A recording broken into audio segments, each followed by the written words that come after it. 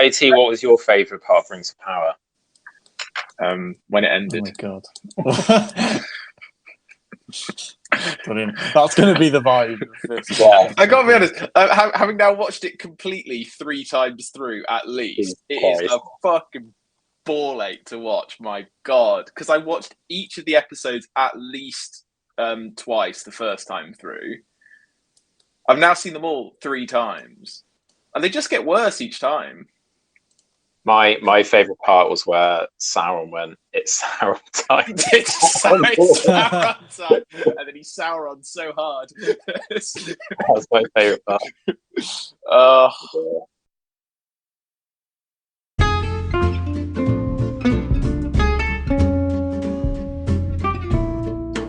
Maybe we could do it like the news. Good morning. This is the Hobby Breakfast Show, kicking off your morning with Wargaming chat. Well, there you go. You've done it now. Wow, it sounds so upbeat. I can't wait to listen to what you have to say. On today's show, unfortunately, we're talking about Rings of Power. Just leave now, listener. Yeah, and it's probably going to be quite ranty. No, I'm not going to rant. I'm just here for the ride. You two are going to rant. We'll see you all next week. Good. Right. We should probably introduce each other. Joining me, as always. Are you going to cut all this? Is that the plan? I'm we're going not to do the intro in like 5. No, this is the intro. This is all staying in. This whole thing is the intro. We've got them there. Brilliant. Hello. There he is, and we've also got AT. Hi everybody, I'm back. He's back. Fucking. We really tried. We really tried. You did. Well, I have to say, having listened to last week, you weren't actively rude about me, but you were like a little bit rude because the intro was like. I cut out the bits that were actively rude. OT isn't here. I had to cut out a 5-minute rant that Mare did about how much he hated you. Well, yeah. Okay. I just left in the bit where he ironically said that the favourite member of the podcast isn't here. Okay. Yeah. Good. So many levels. Please cut this. And I'm on. That's all staying in. That's all staying in. I can't go. The chaos. It's a real vibe.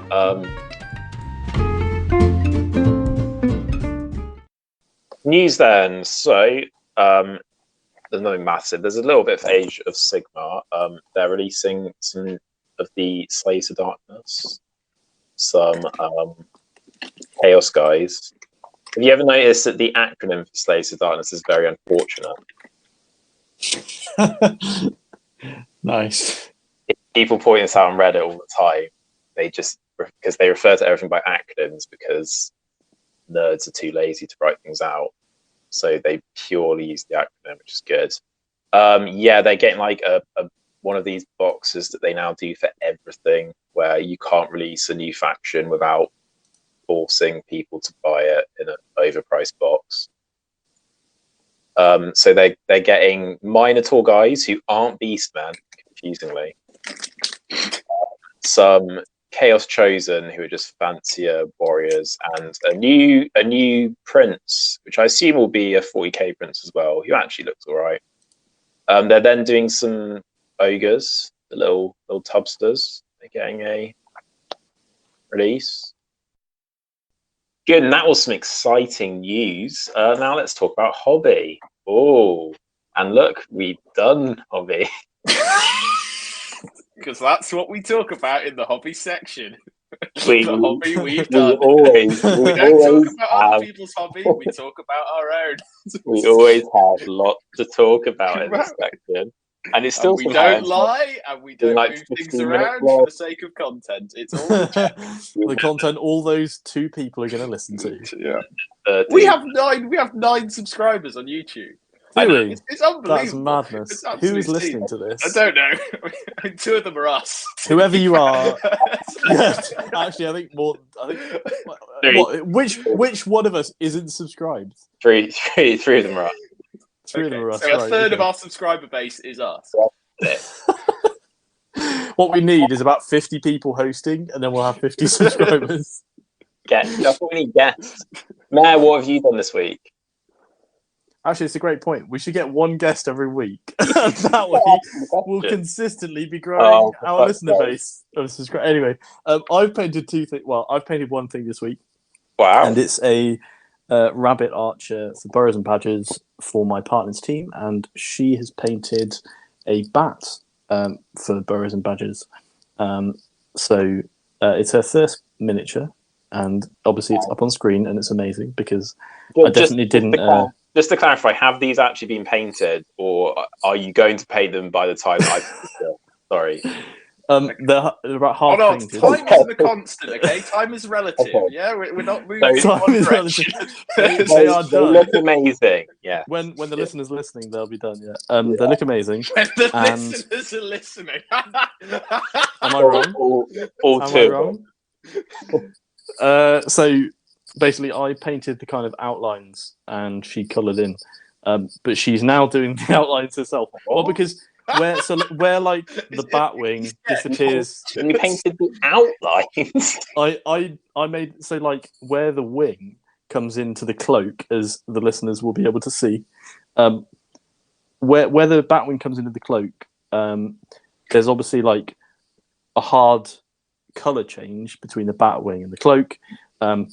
But she wasn't very confident like creating that line because it's in a recess.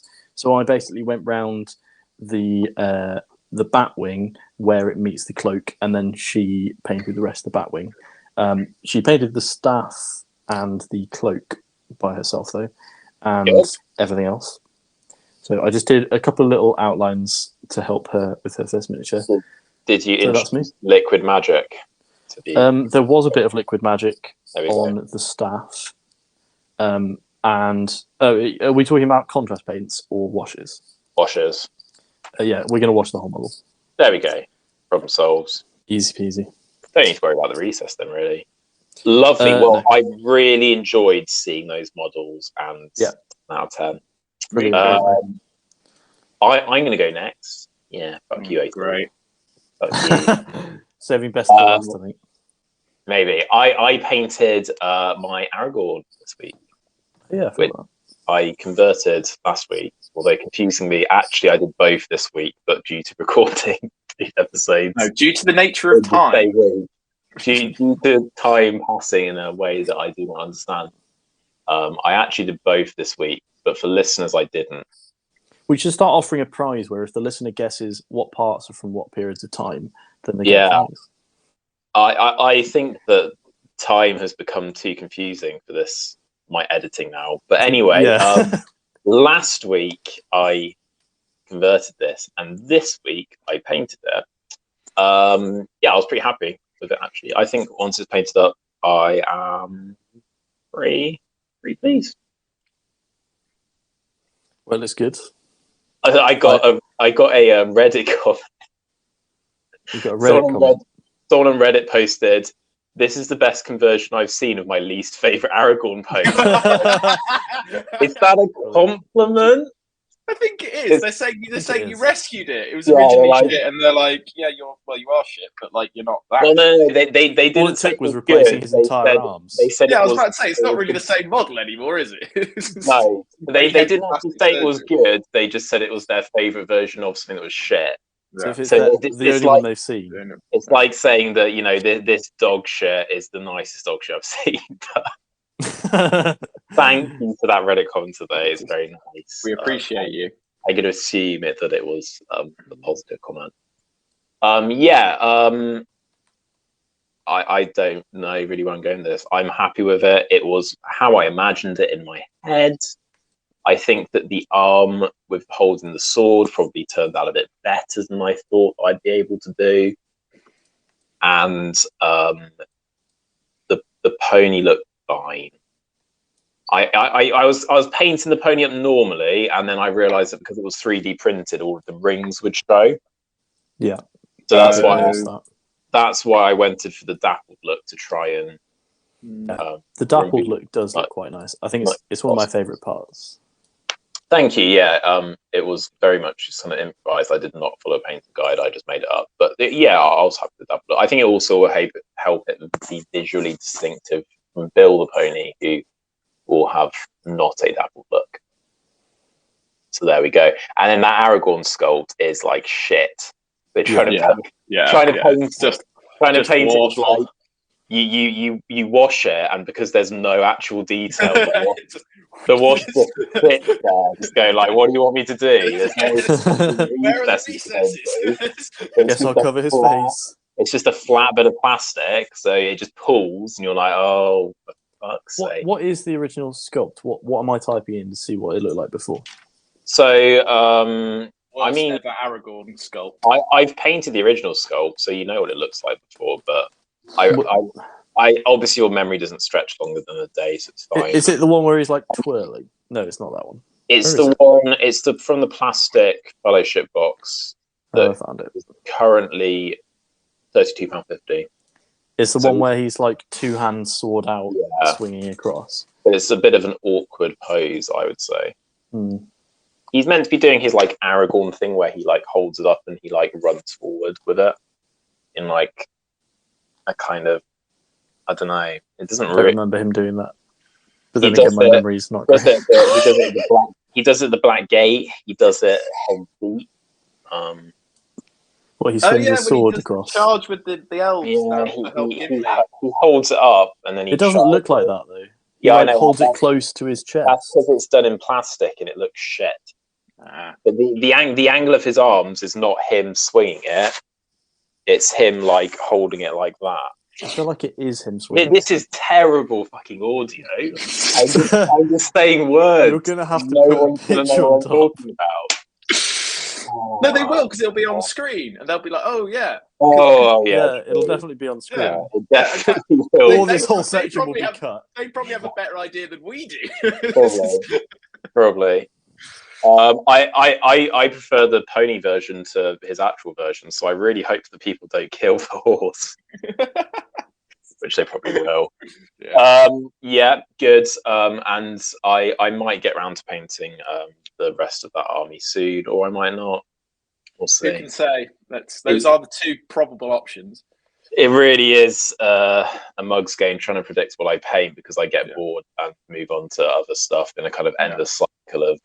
Are you sure you don't forget? No, I'm not Mayor. Okay. No, that would just be very in keeping with our. Mayor actually owns a 2,000 point Imperial Fist army. He just forgot that he owned it. But well, one day he'll find it again and he'll paint it up. And moving on from a man who claims that he loves Kill Team more than Middle Earth, we despise him for that. I didn't say that, but okay. You did. I said I think about it more than Middle Earth. Well, same difference. We now move on to OT. OT, what have you painted this week? Was it another Rivendell Night? No, it wasn't. I painted a Rivendell Night for a while now.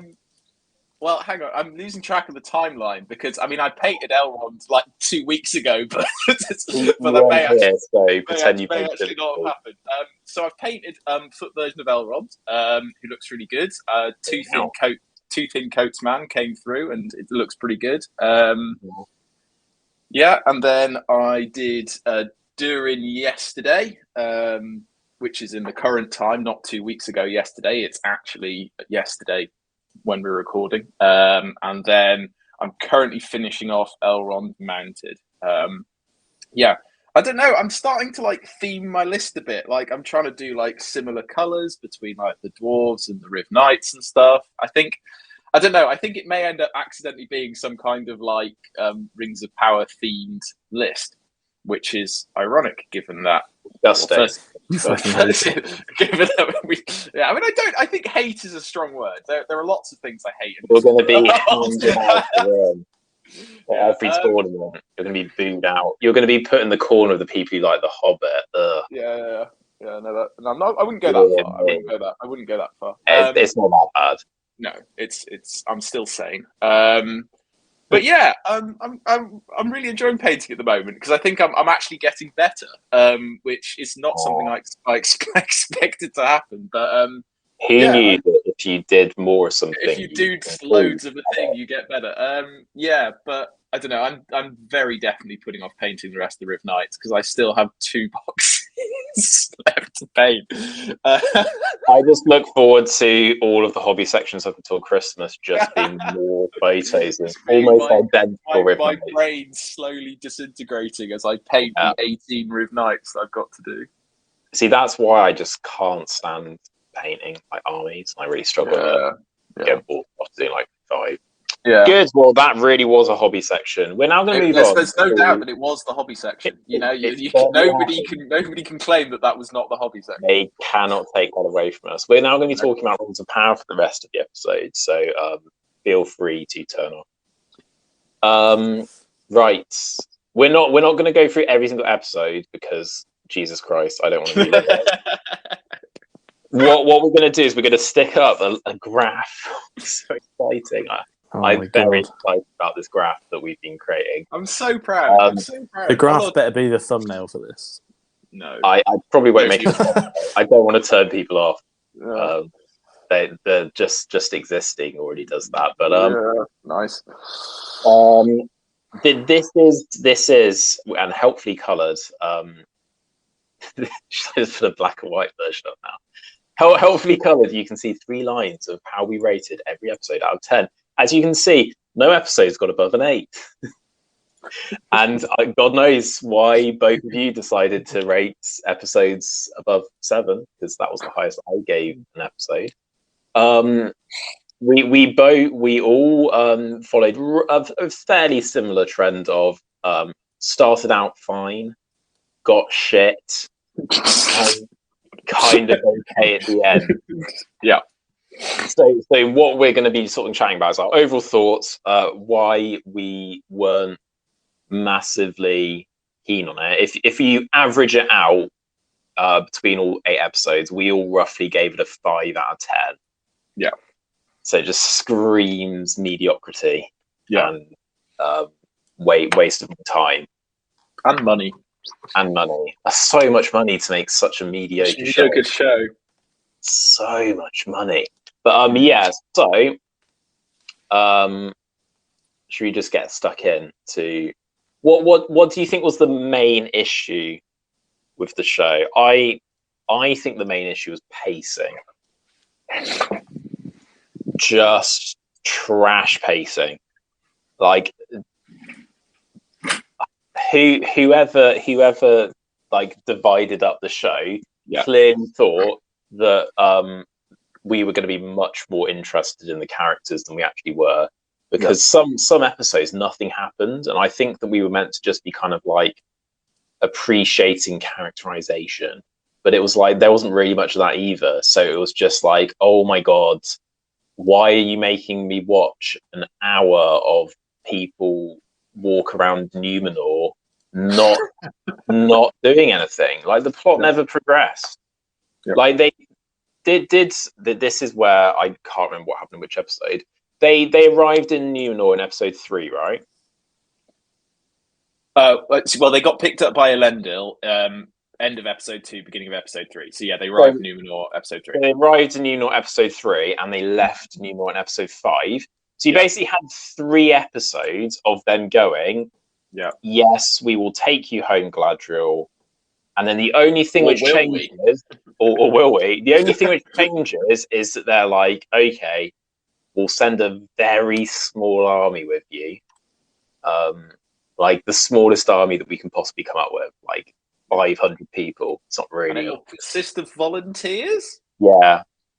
Why were they volunteering? Surely the Queen just has her army, right? It's really odd because they make frequent references to like having this horse guards and that they had like horse masters suggesting there's an army.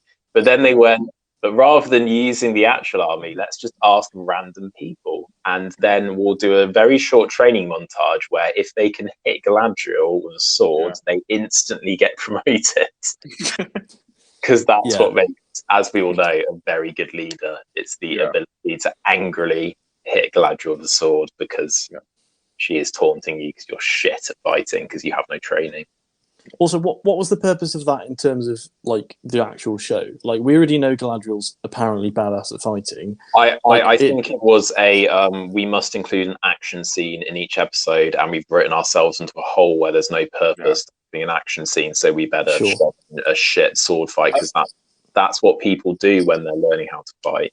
Unless, of course, you're counting the bit where they blur up a ship and then absolutely no consequence happens. I just pretend that didn't happen. Yeah. Oh no, we were only going to send 3 ships. Oh, thankfully we'll just put everyone on the other 2.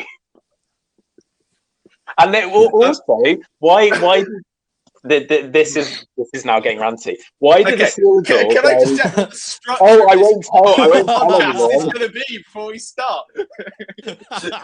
Isildur was just like, yeah, no, this guy, he was on a fishing boat, and I just happened to be in the middle of the sea. And then it blew up. Neither was on the boat that blew up. Yeah. What? Fucking throw him under the bus. He did it. Like. Yeah. Right. So, what's the structure of this podcast going to be? Because literally, we're just. I think we're just going to go through points and talk about how shit it was. Okay. But the pacing was just dreadful. Going back to what we were talking about, the middle of the season was so slow. So slow, and it wasn't that interesting. It wasn't like an episode of Breaking Bad where it's like really slow, but it's like you're like watching like the like Walter like have like a mental breakdown essentially, which makes fairly interesting TV. People definitely criticize those episodes of Breaking Bad because they are so slow, and sometimes Breaking Bad is excruciatingly slow, but it's like that's the point of the show. Whilst this show is like some episodes are like loads happens and then others nothing happens, or they just repeat things. Episode 3 to 5, basically there's one episode's worth of content there. Yeah. Well, this is my conspiracy theory, and I requested a separate section for this, but I wasn't allowed. But I think originally this was put forward as a 6. I think this was put forward as a 6-episode series, and I think they thought it was a bit short. So I think they brought in some shit writers and gave them some fucking throwaway episodes in the middle, and they basically just stretched what was originally made in episodes worth of content. The writing team is consistent throughout. Like there's no like clear like the good episodes are written by one person. Like the good episodes are written by people who were also sometimes involved with shit episodes. Yeah. The middle episodes were mostly written, I think, by the people who wrote the of the Star Trek movies. Yeah, Star Trek. Was it Destiny or something? A film famous for how mediocre it was. Weirdest thing. You think Amazon could afford some like A-tier writers? Yes, but they didn't. And why didn't they? Why didn't they get good writers? Amazon have enough money to like probably like fucking resurrect someone from the dead at this point. Yeah. So Get on the Ouija board to Tolkien. Like, didn't Bezos say "Don't fuck this up" or something to someone, and they were just like listening. No, they were just like sure. Bezos was floating around in space at the time. The thing is, like, 500 mil for this season sounds like a lot until you remember how like disgustingly rich he is. Like. They will like the 3.5 billion they put aside for this will be, I don't know. So the thing is, though, with like streaming, how do they even work out how much money this has made them? Because how do they know who has subscribed to Amazon Prime to watch Rings of Power? Well, and they'll just see how many people view it because they want free postage for their toaster. Another thing that's interesting about it is like I think Amazon have a bit of a record of this at the moment of like they're producing a lot of content, but very little of it is good. Like there's a lot The Boys is good. Yeah, but that's I think that's an exception. Like I can't actually think of like another Amazon owned thing that has been like really, really good. The Grand Tours. The Man in High Castle, the first season, that was alright. But then the writing of that fell apart later on as well. Like I didn't watch the rest of that. The Jeremy Clarkson, wasn't that good. Yeah, the Jeremy Clarkson farm show did very well. Yeah, well, but then like I think like the Grand Tour shit. But then like I don't know. I kind of like it because I like them as a trio. Like it's not as good as original Top Gear. It's fine. It's fine when they're doing the bits which are just like they're doing like a Top Gear, like driving around. Why are we talking? Why the fuck are we? This is getting cut. This is what we're fucking miles off topic. Right, back. No, because we're on, talking about why Amazon didn't get good writers in. because And they're I think- idiots. Well, no, I don't think they're idiots. I think they're just happy producing mediocre content. I don't think there's like any Maybe. emphasis on like the end product, because like I No, think what we're no, hinting at is here is like people are going to subscribe to Amazon anyway. They just I need a bit don't- of content to keep them going. I don't think that their intention was to ever write something that was going to be award-winning. No. But I think that they are going to change writers, because I don't think that they are going to want the blowback. Because it's one thing having a load of racists like a year before your show comes out going, we're not going to watch this because you've cast someone who's black. And it's another thing for it to come out and then everyone goes, oh, actually, this is kind of shit. And like, I don't really want to like emphasize how shit it is, because I don't want to be lumped in with a racist, but actually it's very average.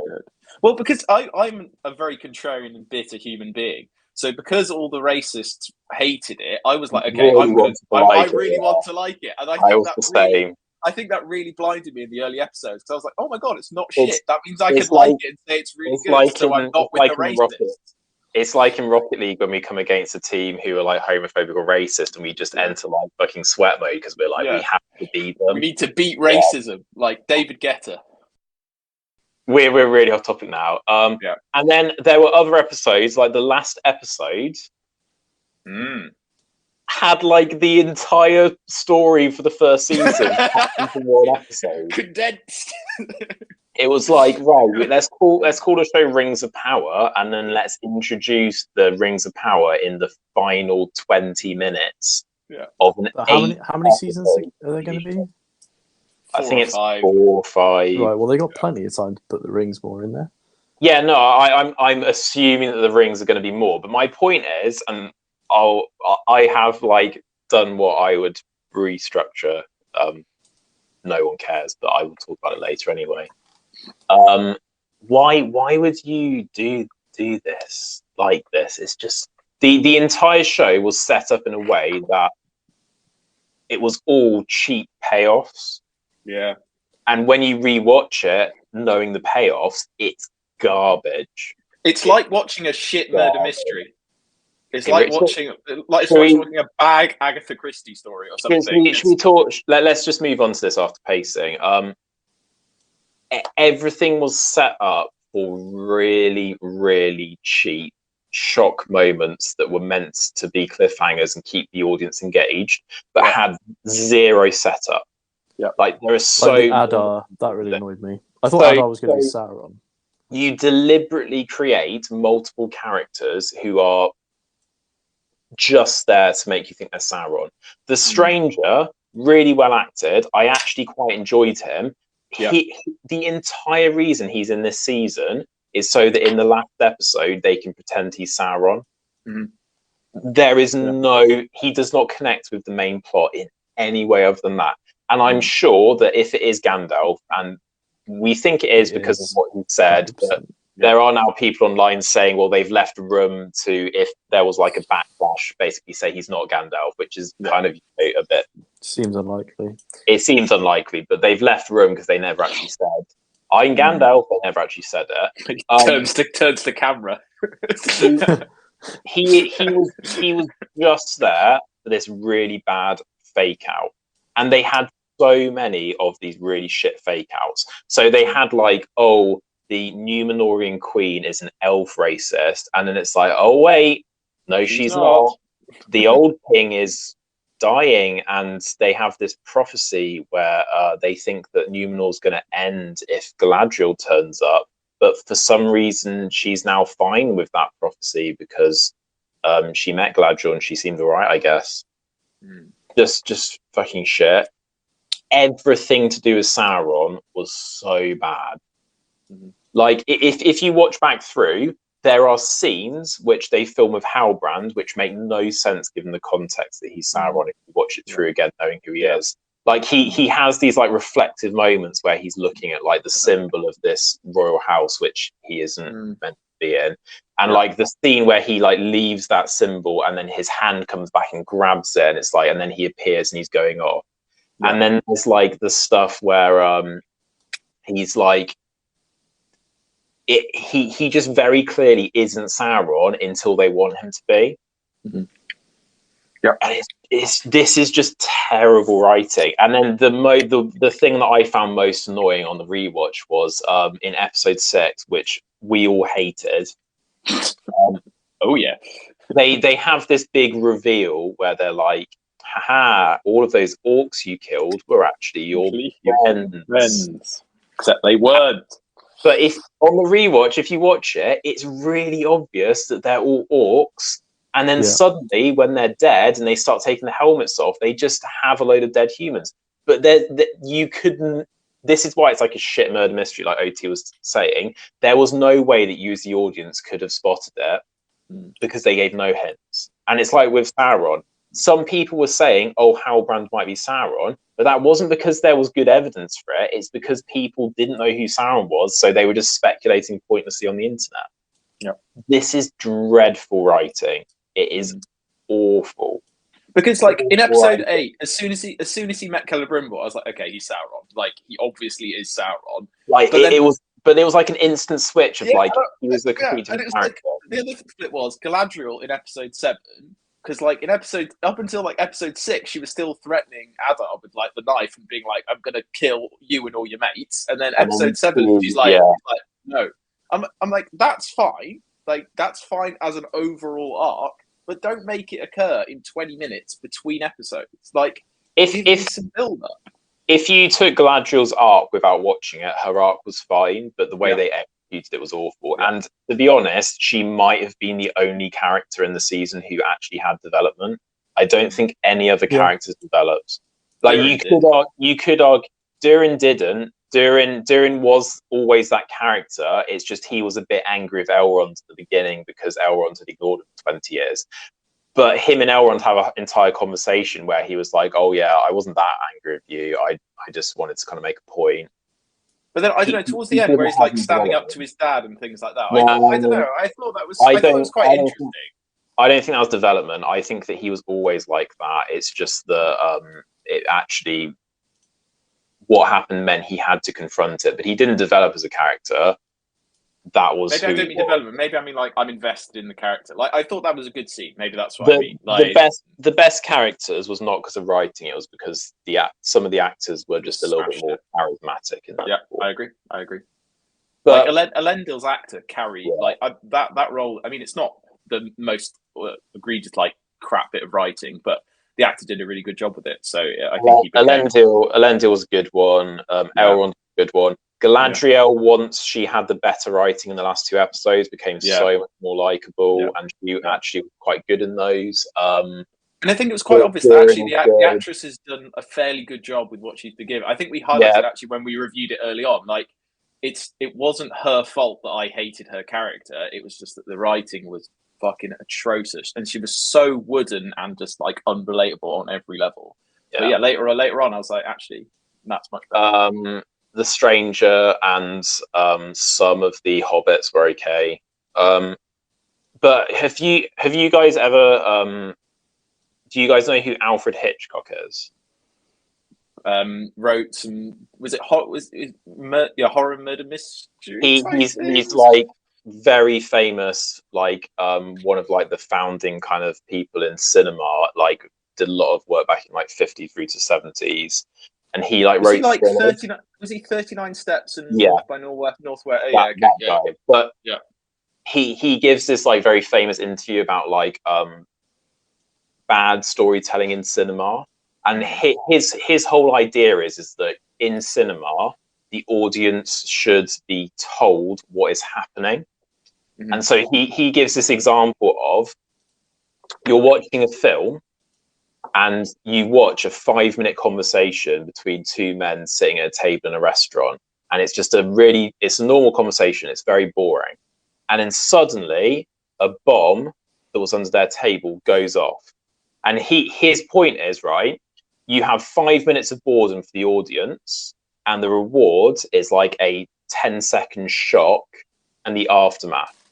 And his point is that shock and surprise reveals are really shit ways to tell a story.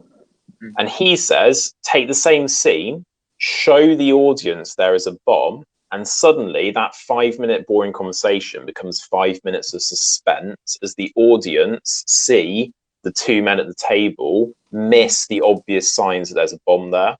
And I think that this entire season suffers from that cheap moments trying to create things which people are going to tweet about, like, oh my god, Halbrand Sauron, and all of this like shit, trying to like drum up just like awful media. It does make me wonder, like, you know, if they'd revealed that Halbrand was Sauron like a bit earlier on, and we knew obviously, but then Galadriel didn't know, and that would make it much more entertaining. How it should have been done.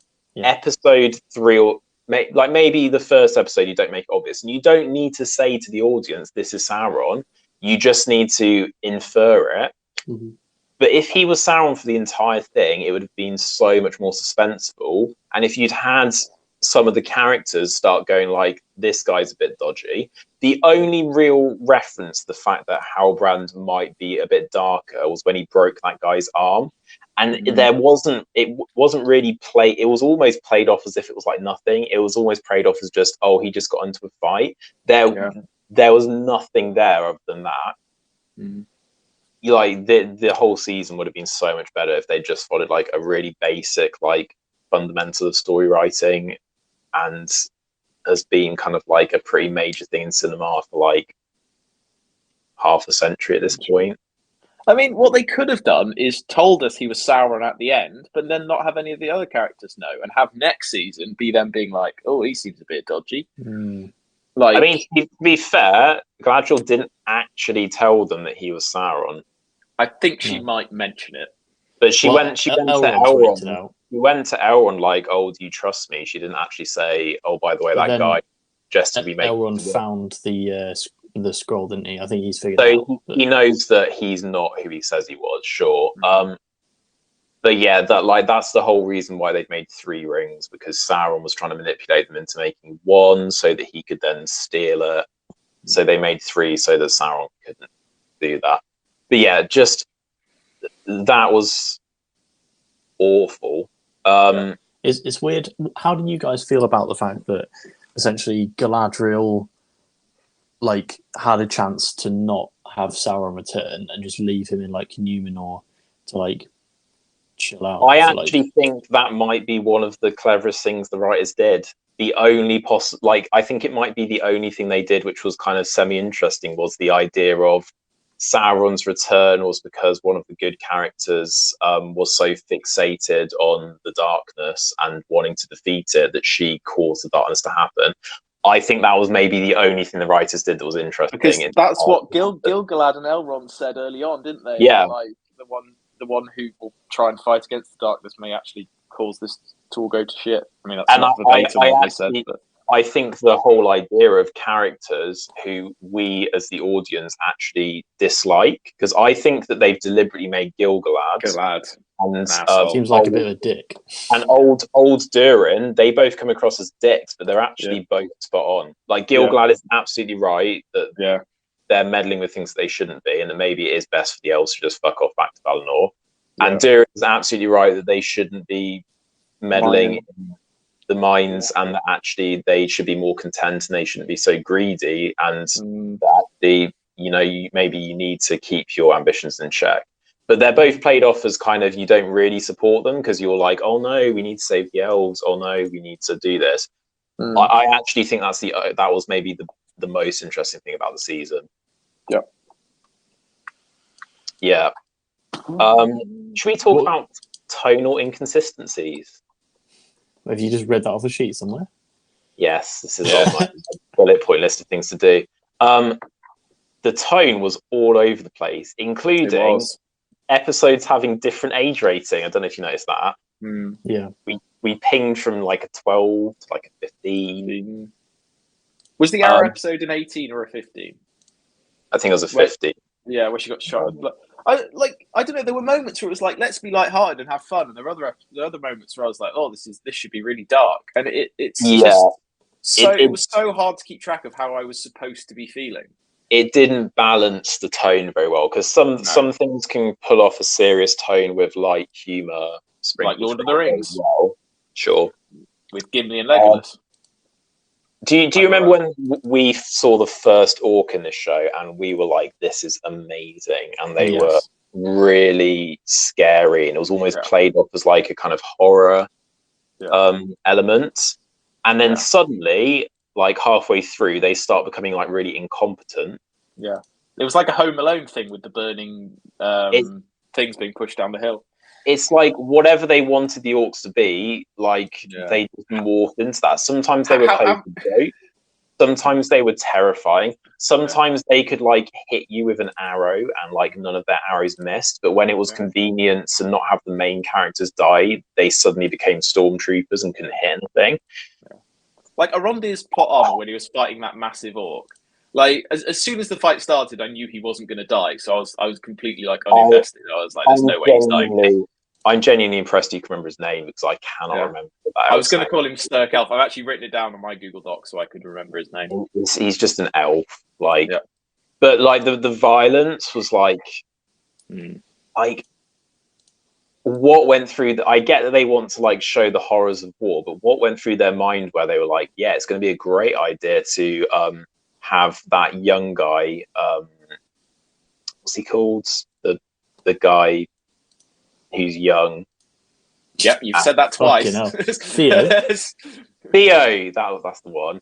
Theo looking for his mum. I think like her fake death number 3. This one. It was 2. She only had 2, didn't she? Goes into the tent. Was it only 2? Oh, maybe it got fake. Did it get fake during the volcano as well? I don't know. Anyway, 2.5. She had a fake out during the volcano. She had a fake out with the arrow. She had a fake out with the original orc that they bumped into. Oh yeah. So 3. But anyway, the final fake out. Why did they decide? Yeah, this will be a great scene if we open a tent and there's a man who's had his leg amputated. Yeah, and we're just going to linger on that for a while. I get that, like some shows linger on like the uber violence, but that's like you're not Game of Thrones. Like I don't understand what they're doing. Like you're not aiming to the same market. It was actually more graphic, I think, than Game of Thrones. Like it didn't have the nudity and stuff, but I think violence-wise, it was like, geez. Yeah, and the whole arrow scene where she gets shot and they're like cauterizing her wound, and there's just endless blood. This is the same franchise that had a goblin being decapitated and like a comedy like, "Oh, my head's fallen off." Like, like what? Yeah, there's pretty much no gore from what I can remember. Like very little gore in Lord of the Rings. The most was Lurtz pulling a knife out of himself and licking it. Like even that was a bit like it wasn't gross. Like, it was just they wanted to be edgy for the sake of being edgy. Yeah, and a lot of this show felt like the decisions were being made to try and cause like moments that people would be like shocked by, rather than actually thinking about writing a good show.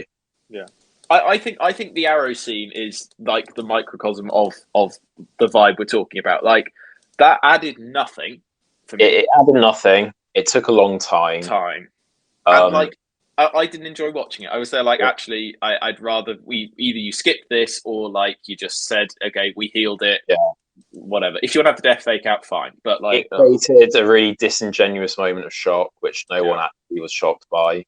No, it's just a bit gross. No one knew she was going to die. Yeah. Oh, they also had the moment where they were about to chop off her head, and then Thea went, "Oh no, I'll show you where the sword is." Four almost death scenes with Bronwyn. Also, she's like a side character. She's not even like a little side character. She's like all the way over there. Shall we talk about pointless characters? Yes. Let's talk about pointless characters. So we've already mentioned that the Stranger didn't really serve any purpose. All of the Hobbits arguably didn't really serve any purpose. I think you can cut that whole plot line and the show works fine. I actually didn't hate watching the Hobbits, because I actually thought that they were quite fun on screen, but they not relevant. No. I've actually ranked the like plot threads, and I've put them as C tier. I was like dull and slow, but didn't do anything obviously wrong. Of course, you've made a tier list. Yeah, obsessed. Did you notice that Isildur's sister got a little love story Yeah. for no reason? Did anybody There was care? no payoff either. No. Why was she even in the season? She serves no purpose. Because she rocked up on the beach with the horse, and it was quite funny when he hugged the horse rather than her. But that's it. Like, I don't know what else it achieved. That's the only reason she needed to be in. Was that bad joke. Moment of comedy genius. Oh, and they've done a fake out death of Isildur. Yeah. Like, we know he's not dead. There's no way. And that's part of the issue I have with them bringing Gandalf in, is that, like, any future scenes, we know he's not going to die. Like, well, Gandalf actually could die because he actually can get resurrected. It's the same with like Galadriel. Like, you could argue the same thing. If Gandalf gets resurrected, then oh my god, what a horrible decision that would be. But the reason I don't mind it with Galadriel is she has to be in this pretty much. Like, whereas Gandalf didn't have to be in this, I don't think at all. In fact, he arguably shouldn't be. He's currently Gandalf the Very Grey, and then he gets resurrected as Gandalf gets progressively lighter and lighter shades of grey. A little bit of racism going on. No, that's just literally what is going to happen. Yeah. Who else was pointless? I kind of think that Bronwyn was. I don't know what they were thinking with her and the elf. Well, she's Eowyn, isn't she? She's Eowyn. But they keep playing it off. They keep playing it off like we really care about these characters, but they're so one-dimensional and boring. Yep. And I know that both of you like the elf guy. Stoic elf. I liked him less. He became very much a Mary Sue in the episode where all the orcs attacked, when he just did what he wanted the whole time, basically. Yeah. I mean, like he was invincible. I don't think it's fair to say that any of the elves are Mary Sues, because it is very much established that they're all fucking ancient. So I'm actually kind of okay with ridiculousness. I don't think it's needed, but I'm not like it's not like in Star Wars where what's her face suddenly becomes the best Force user and everyone hates on her. That's the one. But he's just if you compare him against the other elves that just died completely meaningless deaths, and he's just meant to be some foot soldier guy. The escape scene was a real fucking low point narrative wise. It literally 10 minutes, and I don't know what it did. I don't think it did anything. 10 minutes of one person running up a thing and then really obviously getting hit by an arrow, and then well, no, because there was the scrap with the dog, wasn't there? There was the scrap with the dog, and then a bit of a fight before it, and then he tried to escape, and he got shot, and then they captured him again, and then he met Ada. Such a long scene. It was awful. Oh god, yeah. Thanks for making me relive it. What bits did we like, guys? The table. The table was very funny. I enjoyed that. The raw meat comment. The raw meat comment. It was a bit of a curveball, but it was quite funny. Give me the meat and give it to me raw. Yeah, fantastic. That's what Jeff Bezos said to the writers when they told them it was a shit show. You have to fit that in there. I don't care where, but it has to go somewhere in this season. The scene with Durin and his dad, I really liked. I thought that was just well acted, and I think I understood both their motivations, and that was good. Basically, anytime we were in Khazad-dûm, I was like, okay, it's probably going to be all right. I think the thing is, I think even on the rewatch that Khazad-dûm is mainly carried by the fact that the actors are more charismatic. I actually think that the pacing's still shit. Yeah, but I think they have the same plot point of Durin and his dad being one wanting one thing, one wanting the other, for just as many episodes as they had Numenor going oh, shall we leave or shall we not? And the only reason why it's more entertaining is because Durin and Elrond on screen were slightly more interesting, and they got better dialogue. Disa was good as well. I don't think we should. I think that was a really good casting of putting Durin and Disa together, because I think they. I think that they actually came across as probably them and Elrond came across as the only realistic relationship of friends and family. I would say. Yeah, I know. I thought. Who else was good? Gil-galad, I enjoyed. He had quite limited screen time, but actually when he was on screen, I was like, I'm buying that you're meant to be a bit of a dick and you're just doing what you think is best. That kind of makes sense. Celebrimbor was okay for like. He was quite sketchy, and I enjoyed that. Like he had some like I wasn't quite sure what motivated him, and like I thought that was quite cool. Yeah. I hated all of Numenor. Just anything that was in Numenor. Looking back, I can't stand it. I actually didn't mind the Queen, and I think that you could have made her way more interesting. And I like Elendil. Yeah. As like a character, I didn't find him that interesting in Numenor, though. Yeah. Oh god, Isildur's friends were more pointless characters. Yeah. I think we were supposed to care that one of his friends died. But they didn't spend much. They didn't spend much time on it. They were like, "Oh no, he's dead." Okay, he's 2 days from retirement, guys. He was saying, wasn't he? Oh, I've seen enough war for one lifetime, so I'm going to stop now. I've seen enough war. I'm going to go home. Yeah. He's literally 12. Like, anyway. Yeah. Dwarves, though. Yeah. If they brought out a miniatures range, I'd buy a dwarves 100%. They're super cool. The helmets were cool. Yeah. I love how stylized they are. Beards were cool. Should we quickly talk about weird plot threads that kind of linking into pointless characters? Elf racism in Numenor. Yeah. I mean, it was a thing, wasn't it? Because the like in Tolkien's writing, there was like people who are loyal to the elves and people who are not loyal to the elves. There was, but not for the reasons they gave in the show. The show was like odd. The show was like a guy standing. They're going to take our jobs. They're going to take our jobs, guys. They live for so long. They'll be so good at everything. We're not going to have any jobs. What? I mean, he's not wrong. Like, if elves do live for thousands of years, like they are, he's kind of has a point. But like, I don't really understand what it achieved. It's not how the economy works, though. No, I know. It's true. They'll never need retirement. Well, they'll never get just on an economic level, that is stupid. That's stupid. The whole thing with Tolkien was like some of the Numenorians got like corrupted, and it's like it's more to do with like greed and not wanting to share, and them feeling that they're superior because they got gifted this special island, and so the relationship with the elves, tensions come from that, rather than it being like we don't like elves anymore because they're going to steal our jobs. Which is despite not having come here for hundreds of years. Such a forced bit of political commentary. Yeah. Pharazôn, the politician in Numenor, his son, the only thing he did, bad man. He burnt the ship, which didn't achieve anything. So I don't. It was meant to show how upset the people were. OT, come on, the people were so upset, and then nothing came of it. He did that right after his dad had unveiled his master plan, which was like, we're going to rule over the elves, son. And then someone was like, no, fuck you. I'm going to burn this shit. Maybe the writers have like daddy issues. Maybe there's like some unresolved issues they're trying to work out here. Like, there is a lot of father issues in the story. Sauron and Adar and the orcs. Yeah. How did so hold on. So you know just on that. The three like weird robed spellcaster fire breathing. Oh, we don't know who they are. Okay, creepy dudes. I call them creepy dudes. And they're dead creepy now, dudes. So it doesn't matter. Yeah, so the creepy dudes, they obviously know that somehow Sauron's been reincarnated or something.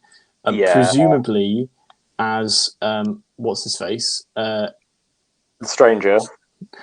Well, they obviously think it's the Stranger, but it's not. It's Halbrand. Halbrand. I don't know. My memory's going. Obviously, it was obviously Halbrand. So, if Halbrand was killed by Adar, which we're taking at face value, I guess, because he said, or Adar said as much. At what point, did Halbrand get reincarnated, and how did he get on that ship? I think Adar was chatting shit. I don't think that Adar did kill him. I imagine that Sauron was wounded and pretended to die, because that's what he did when he was Halbrand again. Because in reality, because Sauron is one of the Maiar, he's on equal power level with Gandalf. The way that do you want the spoiler as to how Sauron is actually, what's going to happen to him in Rings of Power, or do you want me to not spoil it? I spoil it. Why not? So when Numenor gets flooded, Sauron is on Numenor, and that's how he loses his bodily form and becomes a spirit, because he loses his ability to do all the shape shifting and take a physical form, and then he becomes tied to the ring once he forges it, because that's the only way that he can keep his physical form centered, is by he puts so much of his like power into the ring and his will. That's why he then has to become a spirit, basically.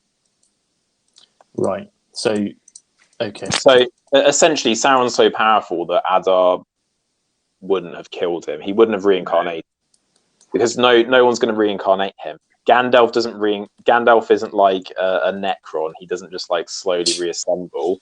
Gandalf was literally sent back to Middle Earth by God. Yeah. God was like, Gandalf, you need to go back, and like went whoop, and like pooped him back onto the mountain. And obviously God's not going to go, Sauron, hey bud, yeah, fuck on, man. Back you go. Do you promise not to do it again?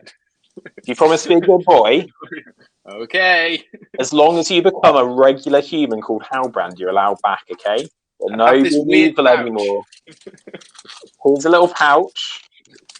Have fun. Yeah. I just thought, by the way, good meme. Can we start a meme of Adar just saying, "Call me Daddy"? Missed opportunity there. That would have been some good branding.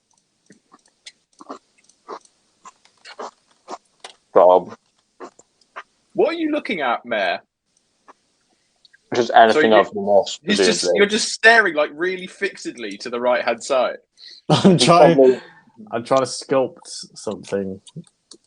I was going to say he's on Lord of the Rings wiki trying to find out if I'm right or not.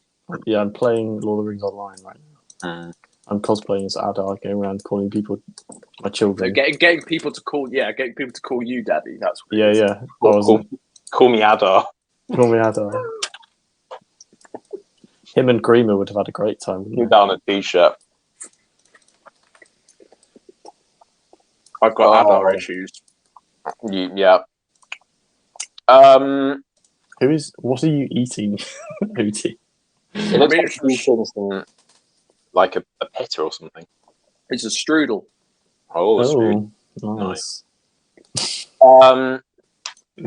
I think the only thing that I had left to complain about was if that is Gandalf, which it's quite clearly intended to be, so they might rewrite it now. Why break with such a set point in the lore for seemingly no purpose? The only thing you got out of it is that you could pretend he was Sauron for 10 minutes, and presumably they think that having Gandalf and a Hobbit is needed to sell the show. It's the only consistent thing.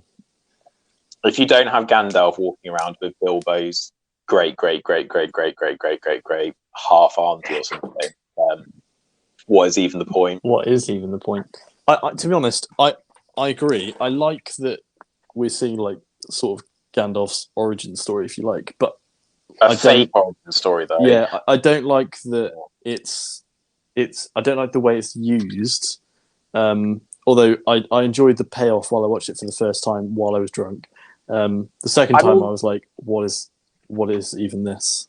The weird thing is the actor's actually quite fun to watch. Yeah, and actually, I didn't hate it, but I think the only reason I don't hate it is because I'm like, oh, at least it's fucking Gandalf, and it's not fucking watching more of Bronwyn. Well, just imagine if they'd made up a character and the same sort of shit happened. You'd care even less about it. Okay, this is. I said this in a previous episode, but I had to cut it because it was spoilers, so I will say it now. You don't have to make someone up. Tolkien already had a character who did the exact same thing as Gandalf, but before him, Glorfindel. Why don't they just do the same story of Glorfindel that actually makes the whole? I literally wrote it on my document. The whole point in doing Gandalf is just like a cynical. We don't trust people to like this unless there's an old man with a grey beard and some presumably horrific BO because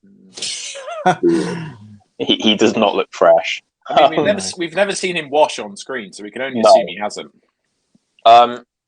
Glorfindel has the exact same thing of he gets sent back by the Valar to Middle-earth for the same purpose as to try and help them defeat Sauron, and he's more powerful than regular elves. He's not as powerful as Gandalf, but he's on like more like Gandalf level of power. He's like, I think, the only elf who gets to return. And he could have probably passed as being Sauron a bit more because Sauron's meant to have come as an elf, right? Yeah, he would have. You could have had that plot line and done it much more interesting. You could have even done it with the Hobbits if you really, really wanted to shoehorn in some Hobbits. Glorfindel with Hobbits. If you really wanted Lenny Henry in the show, which, I mean, I quite liked Lenny Henry. Yeah, he was good. But also, like, Glorfindel is a really badass character from Lord of the Rings, the books, who doesn't appear in the film. So, like, it's such a good opportunity to put him in because, like, yeah, he would have been perfect. Yeah. Anyway, it's done now, and like, I mean, there's no way they can make him Glorfindel. I don't think. I think that would be quite a turn. Next season, he's just clean shaven. He's something else.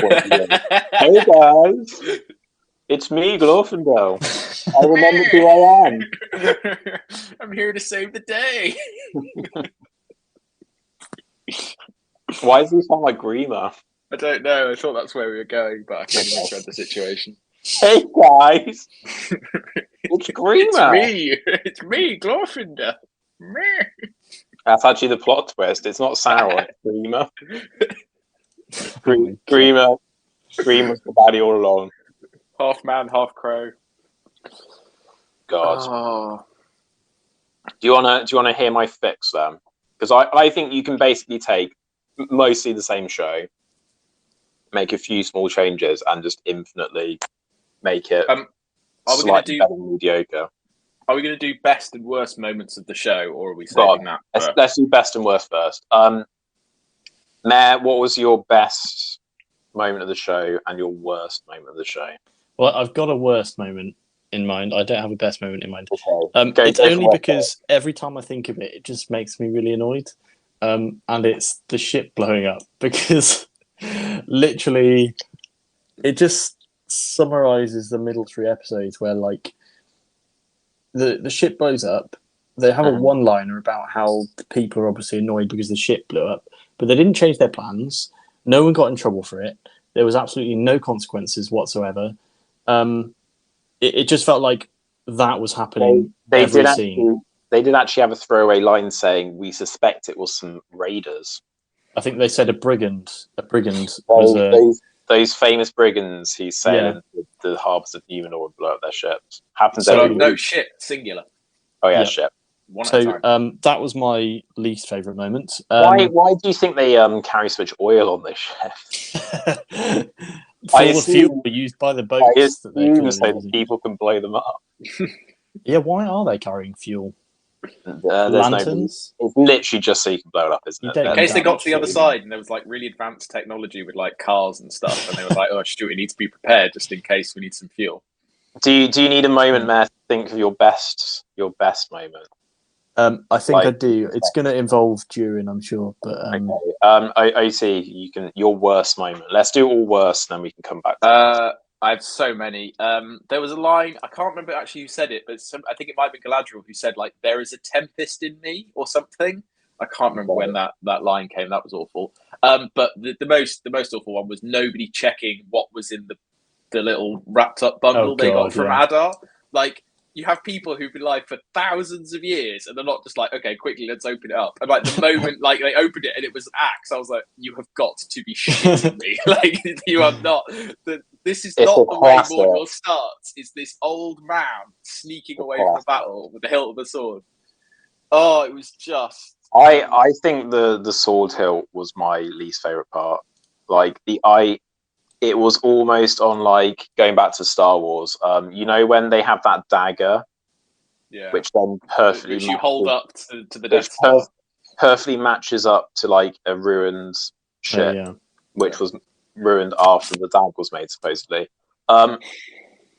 If you spend any time thinking about the sword, so they made a sword which works as a key, so that you can blow open a dam and water gets poured out. But then the only reason that the water goes into Mount Doom was because the orcs dug all of those channels. Just go up Mount Doom. Presumably, at some point, somebody made a dam with a sword that you can open for no purpose. Maybe it was the original key. Maybe Just so no. What you're doing there, like with Star Wars, is you're now making excuses for the writers. You shouldn't do that because it's just bad writing. I'm just trying to think what their original. No, it's bad writing. That's what it is. It's a MacGuffin which fixes the problem so that they can do something that doesn't make sense. Yep. I've just thought of something else that's really annoyed me, and that's when they shout, "The sea is always right," and then they use that line later in the same episode where Elendil or whoever it is like, "Don't forget, Queen, the sea is always right, and remember that's our thing," because some guy said it earlier. And also there was nothing, like we saw all of them training with the boats and everything, and then that culminated in like a 10-second shot of them sailing across the ocean with no problem, and then just continuing the story. Like, I thought they were meant to be like really cool sailors or something, but we didn't get to see any of that. So it's just more annoyance from the same episode, to be honest. But yeah, sorry. I'm so glad that they had that whole subplot about Isildur getting kicked off the Sea Guard. That was worthwhile. Yeah. So yeah, loads of shit moments. Was anything good? I think I've already said mine. Like, the table scene was funny. The orcs were a real high point. Like, I think actually, not necessarily the way they were used, but the way they were realized, I thought was really, really good. And I think it was actually the only thing that was better in this than maybe an original Lotra. If they didn't have the tonal inconsistencies, I'd agree. If they had stuck with the orcs being quite scary, then I'd have said the orcs were very good. I didn't actually hate Adar as a character. Like, I actually quite, again, like, I thought the performance was pretty good. I kind of bought like what he was doing. I don't think he was used correctly. But yeah, those would be my orcs, and Adar were maybe the Adar was okay, and actually that, like, in Tolkien's works, the orcs don't really like Sauron, so it actually kind of fitted with with that whole thing. Now, have you thought of anything that you can describe as the best moment?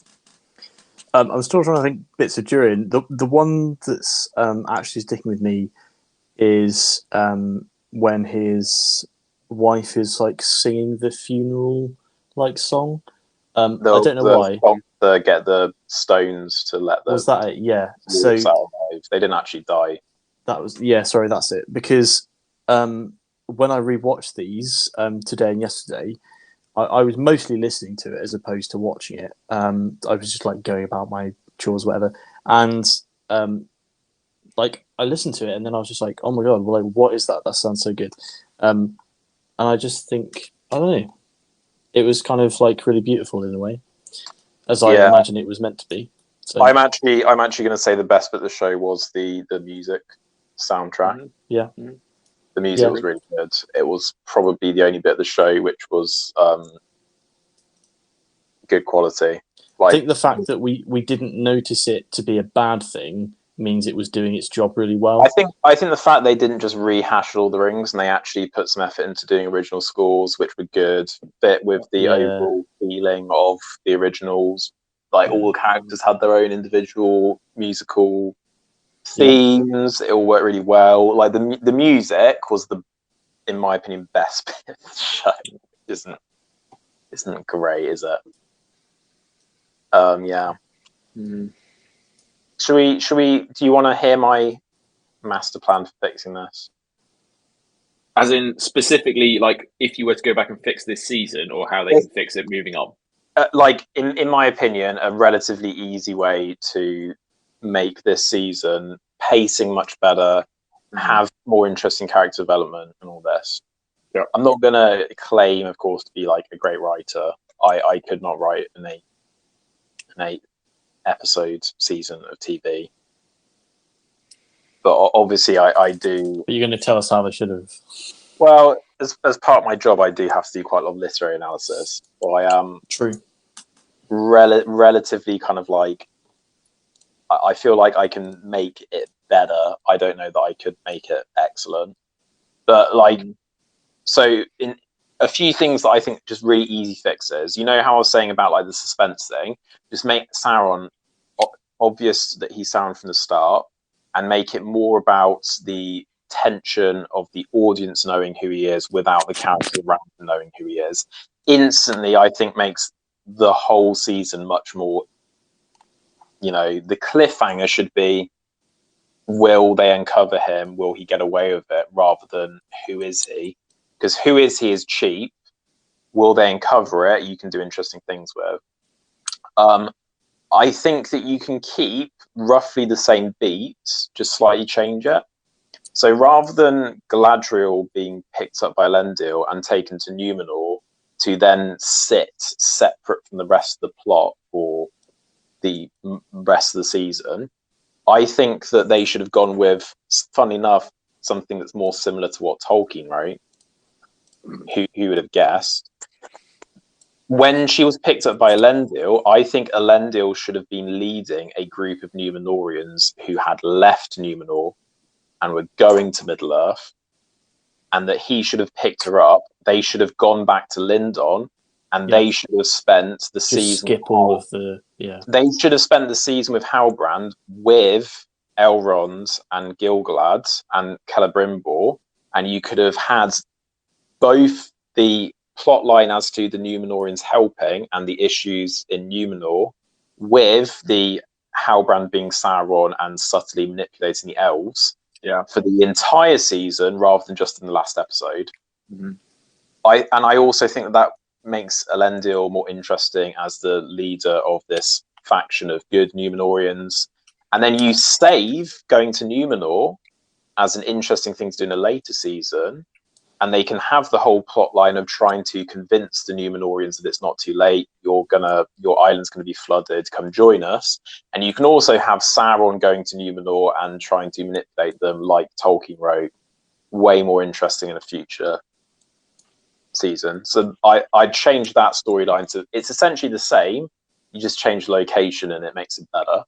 I think that the conflict between Durin and Durin should have been at the start of the season.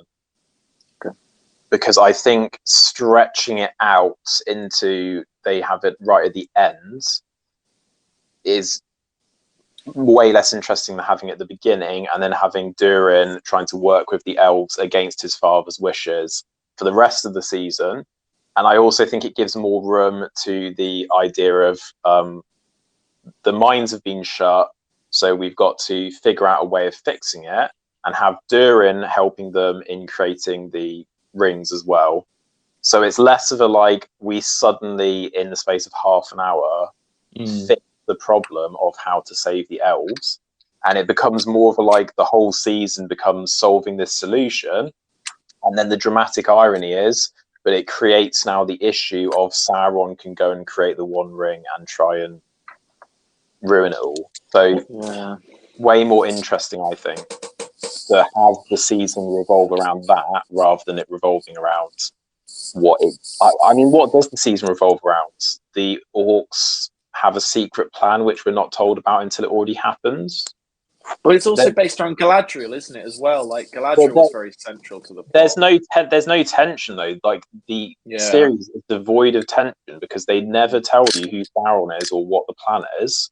So they're just like fumbling in the dark, and Galadriel just has this vague idea that Sauron's around. That's not tension. It's just boring. I don't think you needed the Bronwyn and Elf storyline. I actually think that it would have been more interesting if we were introduced to them and they were killed, and then the only character you had in Mordor that we follow is Adar. And I actually think if Adar had been more of a main character and you'd given in the same complexity but done it in more depth, would have been way more interesting. I agree. The reason, sorry, I'm busting in now. The reason Yeah, I gave that episode where all the orcs attack a 2 out of 10 was because the whole time I was just like, I hate the storyline. I think this would be a great opportunity for them to all just be killed. And then, of course, I think when the cavalry arrived, it should have been too late. They should have just found like everyone's bodies, and then the Mount Doom gets created and all that. I think that would have been fine. And then like we don't have pointless characters anymore. Maybe that's a bit harsh. I don't know. Yeah, I think it's fair. I think that like if you want to have stakes in a TV show, like this is something that's different with the films. If you're doing a film, then yeah, it's more reasonable that you follow a core cast of characters all the way through. But if you're doing a TV show, if you're gonna have 8 episodes where the characters almost die in every single episode, it is eventually going to become really tiring. Like TV needs stakes to be more clear and the world to feel more realistic, because you're not going to get away with the kind of heroic feeling of a film.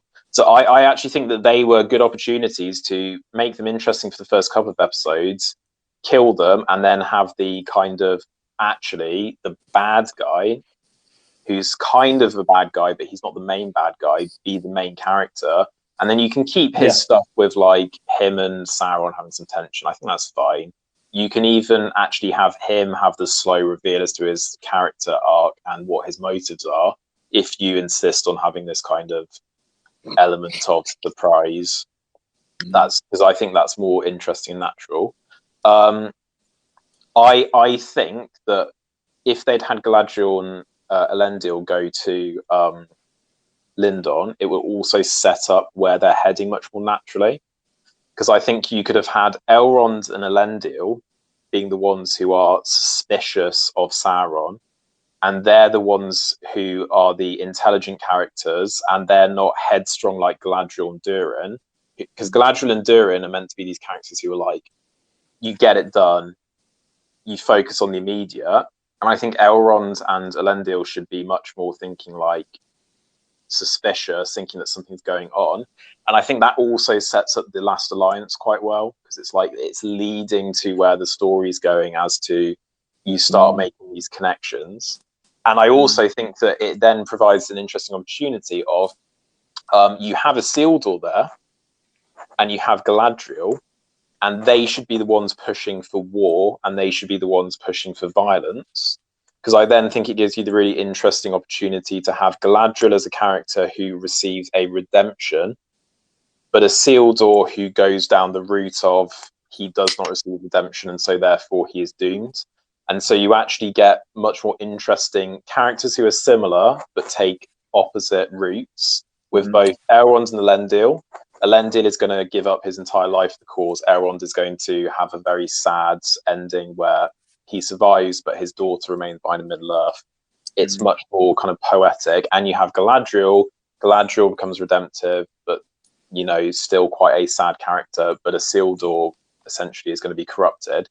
Much more interesting character development and opportunities to develop that. And obviously, I don't know where they're going. We might look at this seasons in and say that the characterization becomes way more interesting. But that feels more interesting to me in terms of where you can head it off. And then you can still have the Sauron reveal to the characters and a moment of shock, even if we as the audience knew he was Sauron. When they march off to Adar, you can have this whole like moment where they assume that Adar is Sauron. You can have, you know, Gil-galad leading his elven army, and then like this moment of shock horror where Sauron pulls out his Uno reverse, and Sauron, I think, should be the one who blows up Mount Doom. And I think rather than it being like a load of random humans who we don't really care about, it would have been way better if it was like a trap where like he'd like drawn the elvish army in. And rather than having this like slightly random storyline of the elves are kind of dying. Yeah. Their tree is ill. Sickness on it. I think it would have been way more interesting if like Sauron drew the elves into a trap. And so then the whole conundrum in the second season of are the elves over and they're like fading, and you can have this like conflict between the ones who want to stay and fight because they want revenge and the ones who want to go because they're like Sauron's defeated us, comes from because Sauron tricks them, and not only has he like going to make the One Ring later, which they don't know about, but that he is also able to like try and destroy the Elvish army. Like, don't destroy the whole army, but like have like a good number of destroyed by the blowing of the mountain. And then the elves go back and they go, okay, we'll make the rings now without Sauron, and we'll make 3 so that he can't dominate it. And then just cut Gandalf and the Hobbits. Yeah. No, it's such a superfluous storyline. But I just think like that's like a really easy way to keep roughly what they did, keep all the beats, but actually make it feel more natural as a story and have the plot lines tie together in a way that works and isn't convoluted and pointless. Honestly, what you described sounds really good, and it almost makes me more annoyed that it wasn't as good as kind of but the idea you're describing. The issue is, right, is it's really easy for critics, like being a critic is an easy job, right? It's easy for us to sit here and shit on stuff and to look at things and say this would be better. It's very difficult to write a story from scratch. It just feels odd that the writing team, they need to have people who are going to sit there and reassess it. This is what they always say about Star Wars, don't they? They say that the first 3 were good because people challenged George Lucas and said that you need to rewrite that. And then the prequels were bad because everyone thought George Lucas was great, and so no one actually challenged him on anything. They because like Harrison Ford and said a few things. And he's like, I'm not going to say that. Like, you need to rewrite that because that's stupid. Like, your dialogue shit. They need more people in that writing room going, you've got some good ideas, but now let's rework it and cut out some of the superfluous shit. I also maybe like the small name actors thing has like, I mean, obviously like there are some actors who are relatively famous, but they haven't got any massive names. I do wonder if that's come back to bite them a bit because they've had nobody who's gone like, that's a bit fucking stupid. Everyone's like, a bit afraid to show their opinion. Yeah, like Lord of the Rings worked out very well from that though. The thing is, though, is Lord of the Rings, Peter Jackson was a huge fan of the books. Yeah. And he was like really keen on like doing like as faithful an adaptation whilst making changes to make it better for film, because of course you do. It's quite difficult to adapt. People didn't think it was possible till he did it, and he obviously did a very good job. But it was really obvious then with The Hobbit that he didn't really want to do that project, but he did because not because he wanted to do it, but because he knew that if he didn't, they would take it away from New Zealand. Yeah, and he felt enormous guilt about the loss of jobs because it was actually like a pretty big part of their economy having his studio. And well, I mean, it still is like Lord of the Rings is still a very relevant part of, and it's really cocked up their like labor laws because they basically changed an entire country's laws and fucked over unions and people's rights to keep the Hobbit there. And then of course, ironically, Rings of Power isn't filmed there at all. Some of it's in Ireland, isn't it? It's Ireland and the UK. A lot of it's filmed. Yeah, it's in the UK. I think they filmed some of it in Kent even. But I don't know. I think the problem with comparing anything to Lotra is that like it is unprecedented. I think in cinema in terms of like the scale of the project and the labour of love that went into it. Like they literally invented a whole new piece of technology for Gollum to make it better. They invented loads of technology, like the whole way that they filmed the Hobbits. They completely made from scratch in terms of force perspective, where a camera can move. Yeah. No one had done that before. People don't bother doing it anymore though because it's more expensive than just CGI, which doesn't look as good. And like, and then like on the Hobbit, you had like apparently like Zoe McKellen used to like he would actually like cry because they were making him like act in front of a green screen. And he was just like, on Lord of the Rings, we did all this work so that we could actually be actors, and now we're expected just to kind of like talk to a wall. Well, because it's why the prequels are really interesting if you watch the behind the scenes stuff, because it was the first time that they'd done it, that they'd done this like green screen stuff on this scale. And there's a really good interview with Ewan McGregor where he's just like, I don't know what's opposite me. Like, it's being described to me and I've been shown a picture, but you're kind of acting into space. I mean, they're getting better with all that stuff because obviously motion capture and the idea of like creating physical props, which themselves have elements of green screen. Like, if you ever watch the Witcher, no, Yeah. But like the behind the scenes of The Witcher, the way that they do it now is that like the swords that they use are real swords, but they like have a cut off, so they can perform all of the swords with an actual prop, but because it's not a full sword. What's his face? Superman. Henry Cavill. He can chop someone's head off and do like the full swing. Because the sword doesn't actually extend that far, and then they just CG in the rest of it. That's cool. So they are improving that sort of thing. Have you heard, by the way, that Henry Cavill's not going to be in The Witcher from season 4 onwards? What? They've recast him with that Australian guy's brother. That's not very specific. Chris Hemsworth's brother, Liam Hemsworth. Liam Hemsworth. He's now going to be Geralt. Wow. I think it's a bad call. Probably won't watch it. No. No. Good. He looks like a child. Should we are we doing final ratings out of 10 for the season, or like are we not bothering? Or well, we've got our means, don't we? Yeah. I mean, we can briefly kind of run over the graph that will have been on screen. It formed a U. We thought it ended better than it was in the middle, and I think that's the only thing that you can kind of hold on to. There were things in episode 7 and 8 that I think we all liked, and it's like maybe they can turn this into something good. There are plenty of TV shows that had mediocre to bad first seasons that become good. It's not a disaster. There are things that are interesting. It's just as a season on its own, it was dreadful, and I don't think that I'm going to revisit it again.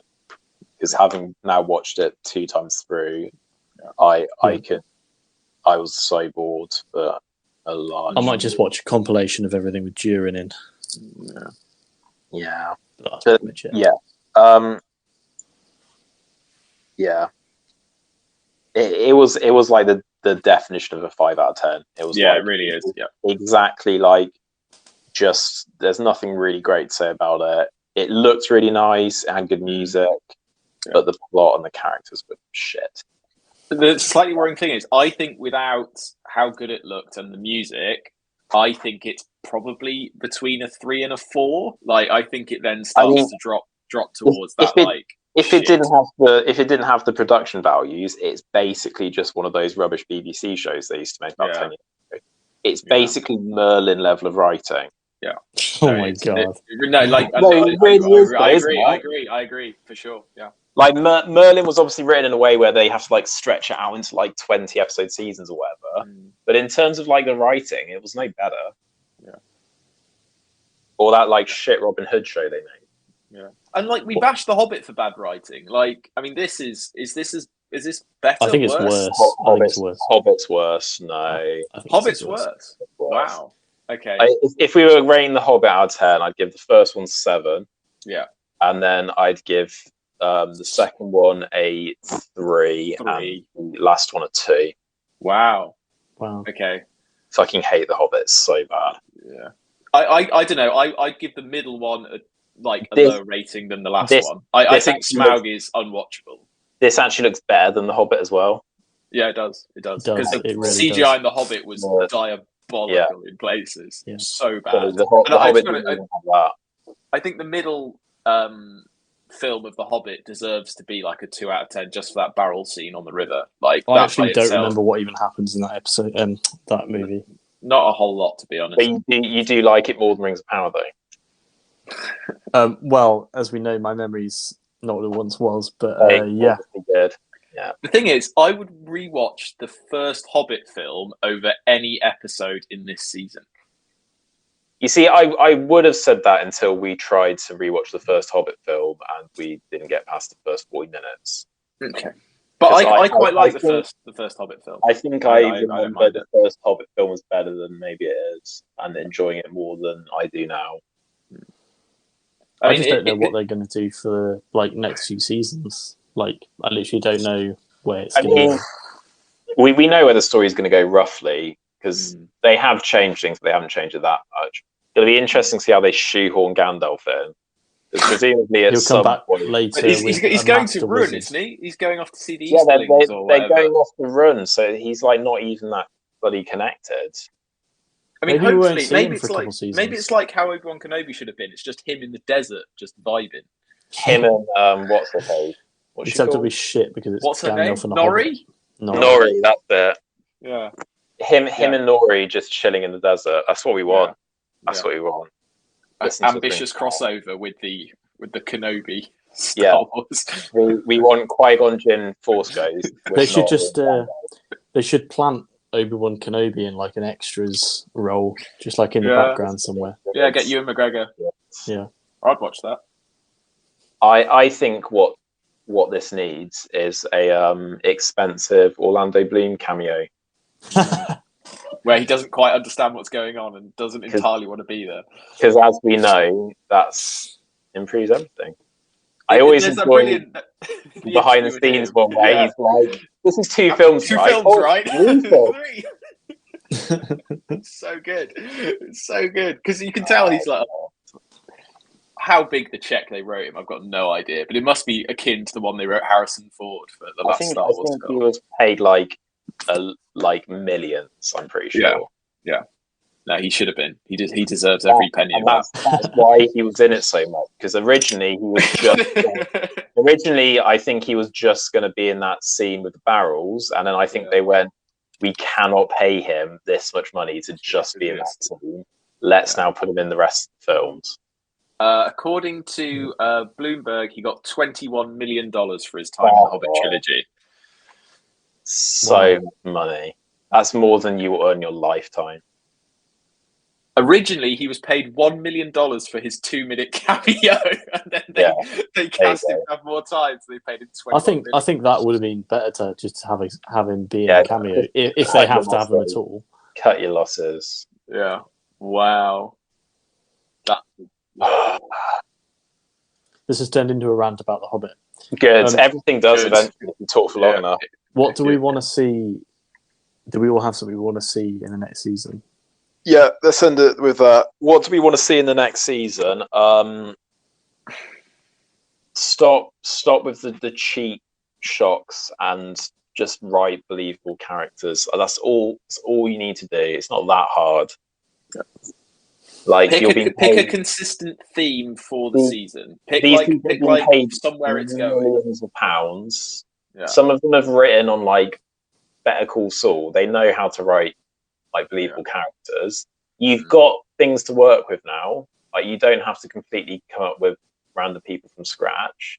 You just need to make it interesting and fix the pacing. Jesus Christ. Yeah. But like a more consistent theme and like tone throughout the season. Like I don't mind if you want to make it a bit more lighthearted or if you want to make it a little bit darker, but like pick one, stick with it. And maybe just try and maybe it's a cop out, but try and reflect the original Lord of the Rings a bit more. Like they got the tone pretty much spot on, I think, for what this universe needs. So yeah, don't be afraid to just use those. Just fucking scrap the whole thing. Yeah, just call it off. Just redo the season. Yeah. Oh god, Mayor, what do you want to see? I want to see dwarves in combat. That's what I want to see. I mean, you will definitely see that at some point, won't you? Yeah, I hope so. When they get eaten by the Balrog. Oh god, yeah. I hope that they look like they do in The Hobbit. Can't tell if that's sarcasm. It's definitely quite blurry. Very shiny and quite blurry. Less CGI, please. I want them to look like CGI blobs. Yeah, I want war goats. Yeah, that's what I want. And twirly whirlies. Yeah. Oh no. I want a giant worm. Where are the wereworms? They forgot. Yeah. Where They could have dug everyone the asks, tunnel to Mount Doom. everyone asks where were the wereworms? Nobody asks how are the wereworms. Everyone forgets the wereworms. Why didn't they get them to dig the tunnels to Mount Doom? The orc were Well, to be fair, there's no evidence they didn't. Like maybe they did. And Why like, were they getting the elves to do it then? If you've got they were wereworms, just tidying it up. They were just making sure it was water time before the water came down. If you've got wereworms in your back pocket, which they clearly do, just use them. You know how the orcs have like a giant army? Could they not have just opened the dam by like breaking it open? No, don't be silly. There's only like 50 of them. They never show. There's clearly at least like 2,000 of them. But are there though? Well, there probably There are. are now. The rate we're going, first there were about 10. They're a bit like plants. They needed the watering, and now they'll start growing. I see. Yeah, that makes more sense. Well, except ironically, they don't use sunlight. It's true. Or water. They don't have photosynthesis. Yeah. Do you remember that in this TV show there was a giant sea monster that was never referenced again? That was a cool sea monster. I wonder if if Sauron like did some magic stuff and like that was actually an illusion for Galadriel. Why? Well, because the whole thing was an illusion. I wonder it was definitely real. It's just okay. Clearly, they intended for us to look back and go, "Oh, Sauron must have deliberately But used like, that sea monster." it's a pretty ballsy plan from Sauron. Like, get stuck in the middle of the ocean and hope a bloke comes and rescue you. Otherwise, your whole plan is screwed. Like, and hope that person is a very influential elf. Yeah. Well, they played it as it wasn't a plan, that he genuinely wanted to like run away. I think he was. That's the implication. Sauron was basically ready to retire. Yeah, I think he was. He was in his 13th season in the Premier League, and he was playing for Bournemouth, and he was like, "I've had enough." And then Galadriel turned up and offered him like the fucking, do you want to become manager of Chelsea? And he was like, "Yeah, fuck it, go on then." Go and play in like Qatar or the UAE or something. Yeah. He accepted a big contract in the MLS. Yeah. Why have I used a really shit football analogy? I'm not sure. I'm not sure a football metaphor is going to hit home with our audience. I mean, Mayor's looking very confused. I mean, I got the gist of it. But that's because he's forgotten the start of your sentence. That's true. Like, So bad, to be honest. Oh God. Well, that was a fun episode. I really enjoyed myself. You have to stretch it out for another 30 seconds, and we'll hit 100 minutes. On this recording, anyway. Did you enjoy yourself, AT? I think I enjoyed myself more than I thought I would, but I still haven't fully. Yeah. So, Mayor, did you enjoy yourself? Can you remember? I think I remember enjoying myself, but I think I mostly enjoyed hearing about your fixes. I think they're very interesting. Yeah. Rings of Power, Jeff Bezos. If you want to hire me, hit me up. Imagine if he fucking listens to this. I'll be much cheaper than your current writers. He's our 4th subscriber. I don't know. I reckon you could charge a bit more. Like I think you could. I probably know more about Lord of the Rings than them as well. Yeah, because you read probably the books. do. Because I've read the book. Yeah, seen the source material. You've literally watched the movies more than once. I've seen the movies. Yeah. Jesus Christ. Maybe that's it. Maybe they've only seen the films and they didn't know of another. They've only seen the original trilogy and they were like, "Oh, we need a wizard." Well, it's got to be Gandalf because they've just there's seen no others, and they took their cues from that. Well, otherwise they'd used Radagast, and that would have made a bit Razagast. Razagast, the slightly edgier version of Radagast. He didn't have enough bird shit in Radagast. Imagine if he like spawned from that meteor with like bird shit in his hair. A bird craps on him as he's coming in on the meteor, and that's a costuming choice that they missed out on. Like Sauron should have had some like fucking fell beast like shit on his face. Just as Halbrand's walking towards Mordor, just like a crow craps on his face. It's just like, oh God! Do you think they're going to recast Halbrand so that he can keep just turning up and go, "Surprise! It's me." Do you think I every go by many names. do you think every season they'll introduce just a single new character who's really obviously Sauron, but they'll pretend that it's not? Hey guys, it's me. It's Nicholas. Just with, like, one of those Malbrand. comedy glasses with a nose. It's Nicolas Cage guest starring as Malbrand. Hey guys. It's Danny DeVito as Galbrand. Danny DeVito.